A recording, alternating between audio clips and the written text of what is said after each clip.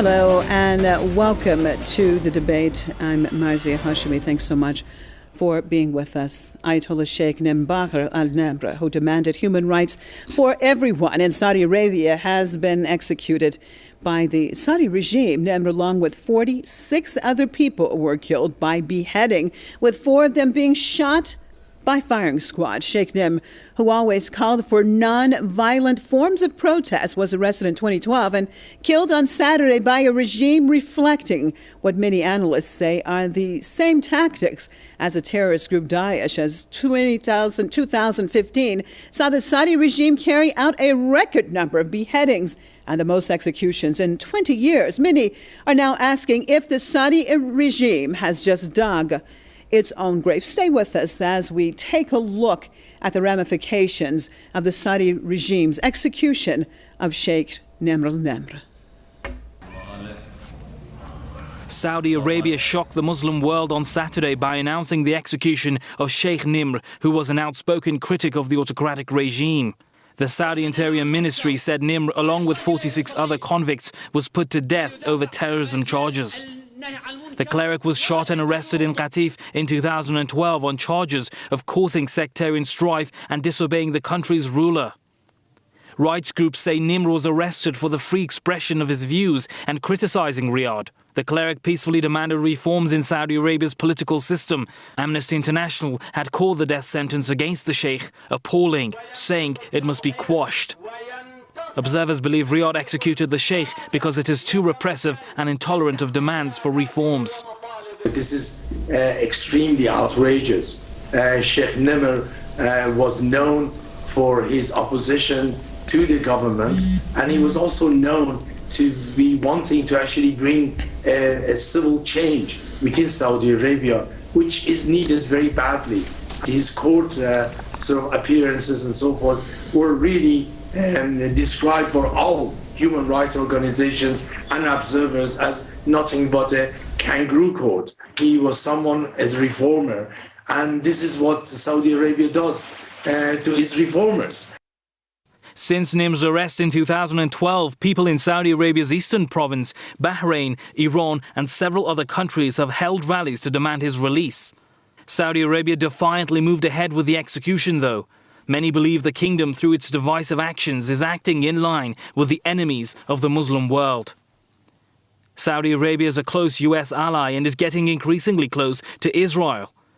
It is rarely criticized by its Western backers for gross human rights violations at home and supporting extremist groups abroad.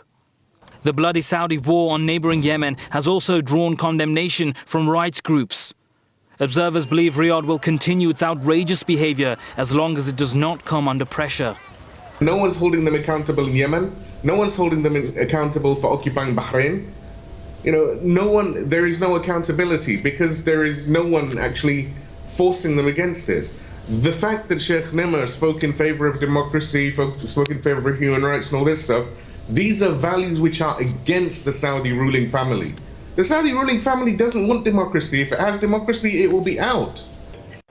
Saudi Arabia had been repeatedly warned not to carry out the death sentence against the sheikh. Now the kingdom is bracing for backlash both at home and abroad. The execution could even fuel the uprising that began in Saudi Arabia in 2001 and rocked the kingdom. I'd like to welcome my guest to the program, a scholar of Islamic studies in the areas of jurisprudence and philosophy, Sheikh Hamza Sodagar, right here in Tehran, and professor from Johns Hopkins University, Mr. Daniel Serwer, out of Washington. Thank you both for being with us. So let's start this discussion in D.C. with Mr. Serwer. Looking at the situation that has happened, by all means, Sheikh Nimr was a political prisoner. Do you think that the Saudi regime is going to be condemned by Western capitals, those who say that they support democracy, for the killing of this individual who was nonviolent and for all purposes a political prisoner? I really don't know whether officials will condemn it or not. I hope they do. I think it's clearly unjustified, and any reasonable person looking at this situation with a religious leader who was clearly on the nonviolent side of the political equation, suffering a death sentence. I think that's outrageous. Well, Sheikh Hamza Sodegar, looking at the situation that has happened, why now? Why do you think the Saudi regime, which was always negative, most people would say, seemed to be exacerbating in its pace of actually basically going against human rights? Why now? Why do you think they chose this time to kill Sheikh Nimr Nimr? Bismillah ar-Rahman ar-Rahim.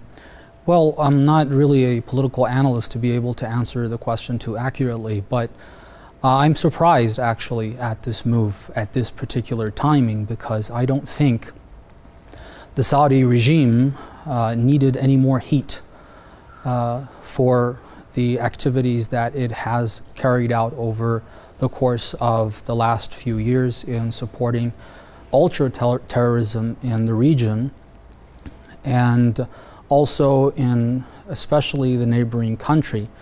The heat that should have been there, of course, they should have received from their backers in the West, which I don't see them receiving. But in the turmoil that they are in, with the problems that they have in the country, within the royal family, in the public arena, the Saudi population, whether it's the eastern regions or the rest of the country, as we did see a couple of years back, the uprisings.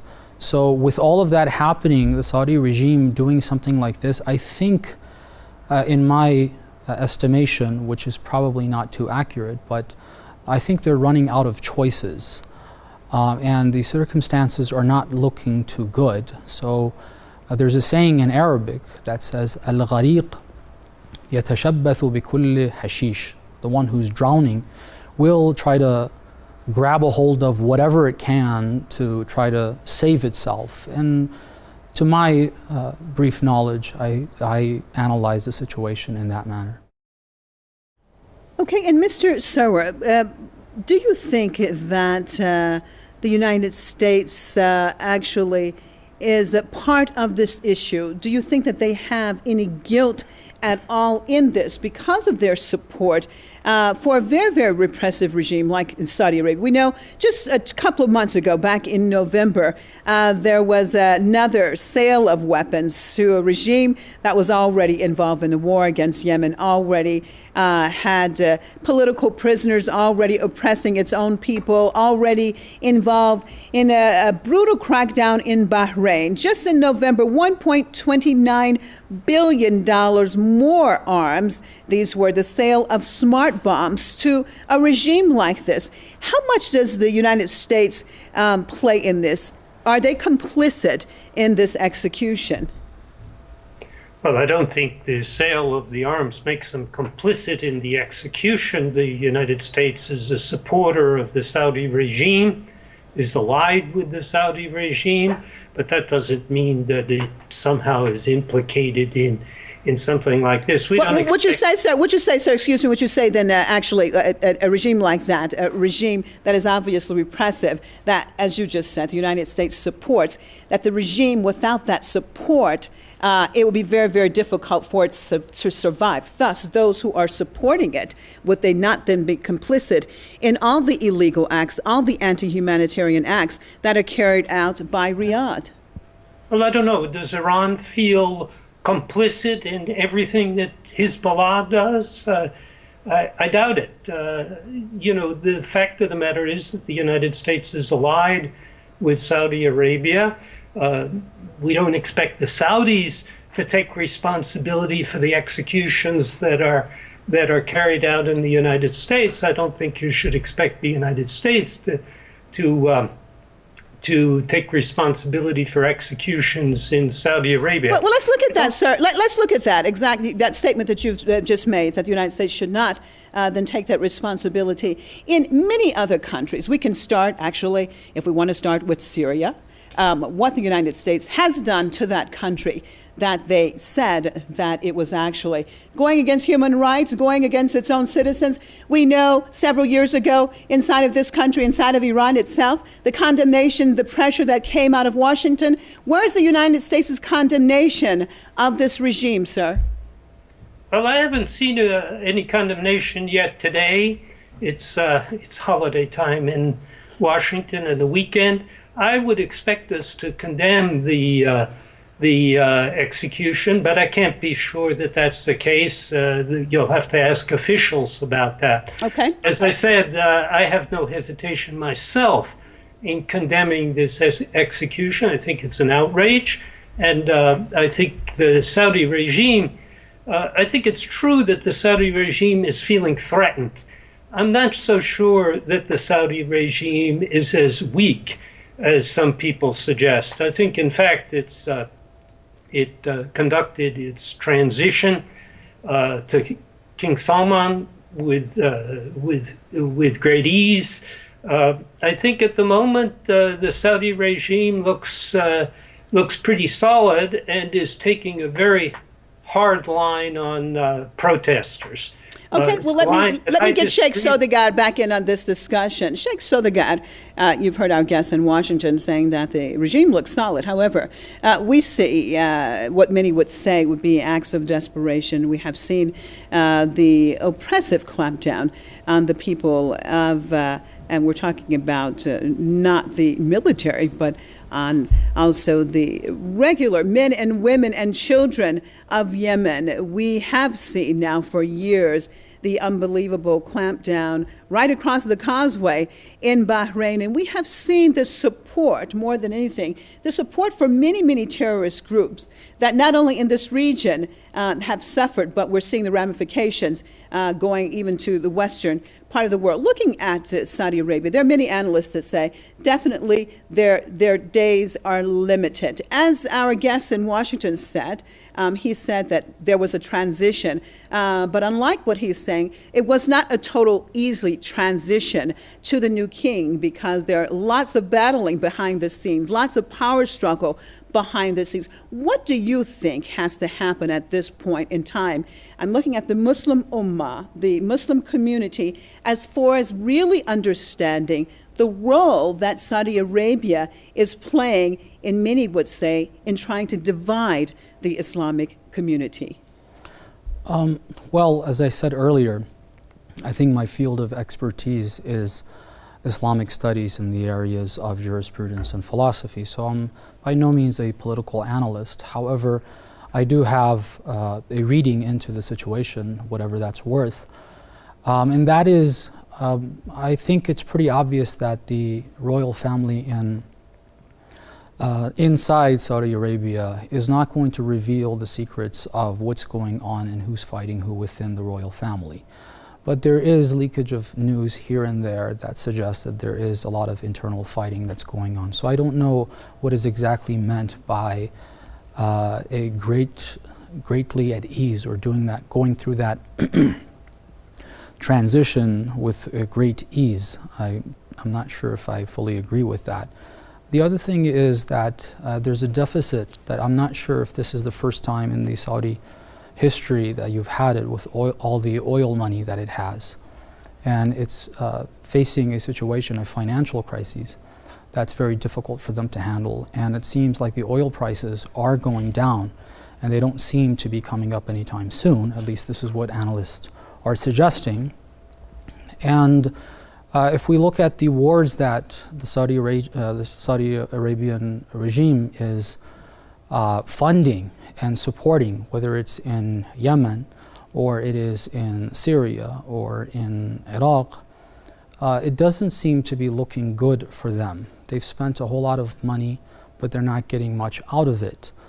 So I don't know how much better this could look. I don't know if we've had the situation. Well, Sheikh Sodagar, let's look at the Takfiri ideology that is part of the foundation of the Saudi regime, and also Daesh and several other terrorist group. What is it about the Takfiri ideology that causes we see such violence, such lack of compassion in the killing and assassination of Sheikh Nimr al-Nimr? This was a political prisoner. This was someone who called for non-violent means of protest. This was a 55-year-old Islamic scholar that even the call for reforms inside of the Saudi kingdom or the regime, that these Takfiris, this ideology behind the Saudi regime, could not even tolerate that. What is it about the Takfiri ideology that causes these type of violent reactions?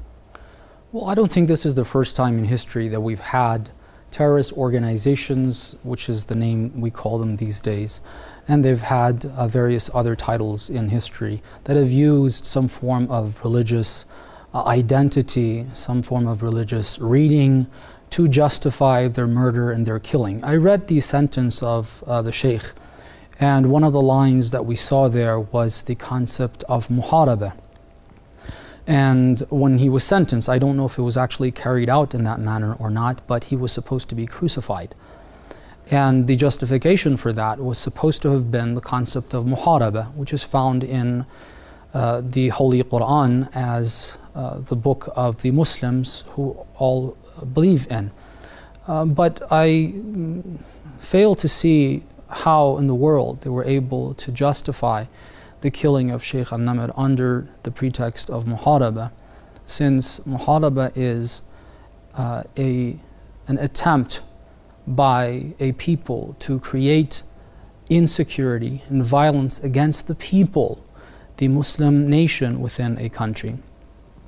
And it has to reach a point that they have got to be carrying arms and they've got to carry out killings in order for there to be a justification for the killing of and the crucifixion of it. And so this law, if we were to discuss that, is in place to protect the security of the people.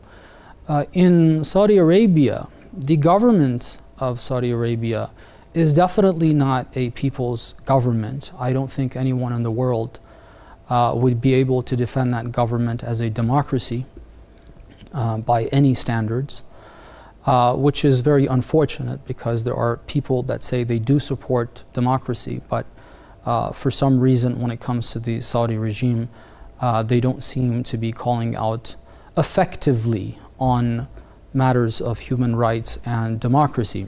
But besides the point, it is definitely not a democratic country. It is definitely not a people's government.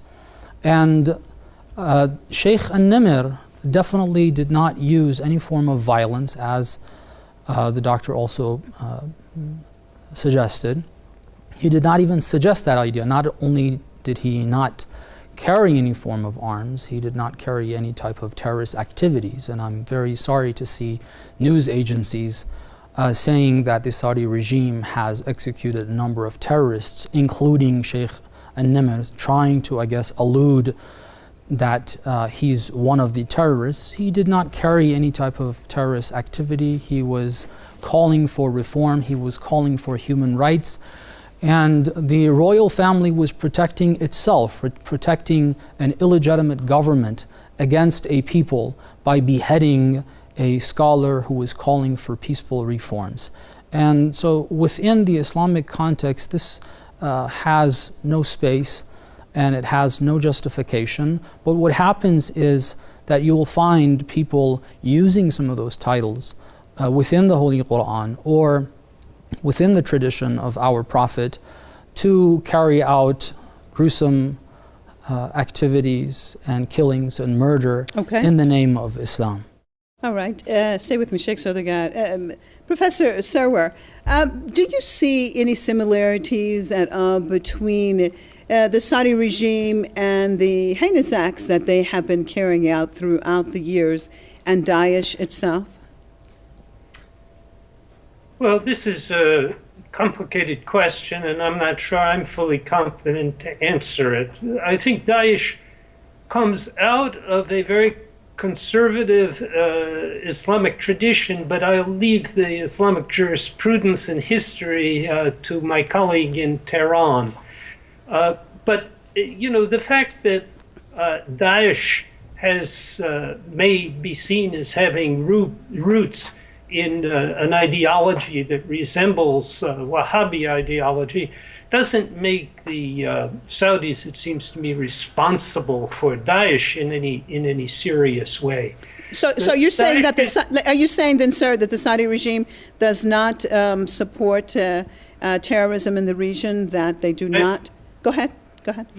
It seems to me that the Saudis are threatened by Daesh as others feel threatened by Daesh, including Iran, including Shia and Sunnis in Iraq, including Sunnis in Turkey. I think there is a general perception by the states of the region that Daesh is a very serious threat.